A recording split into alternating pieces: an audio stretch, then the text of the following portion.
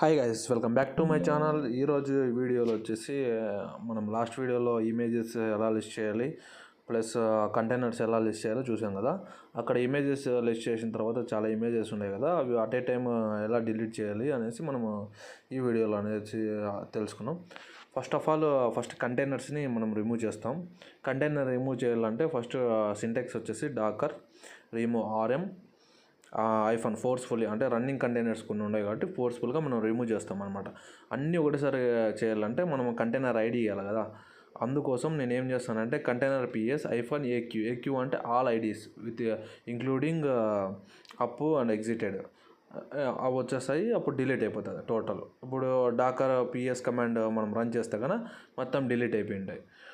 Next same ఇలానే docker ఇమేజెస్ని ఎలా రిమూవ్ చేయాలంటే docker RMI hyphen F same docker images hyphen AQ అప్పుడు ఐడీస్ అన్నీ వస్తాయి కాబట్టి దాంతో మనం డిలీట్ అయిపోతాయి అవి కానీ ఇమేజెస్ కానీ సేమ్ యాజ్ ఇట్ ఈస్ ఇలానే ఆ ఇమేజెస్ డిలీట్ చేస్తాం.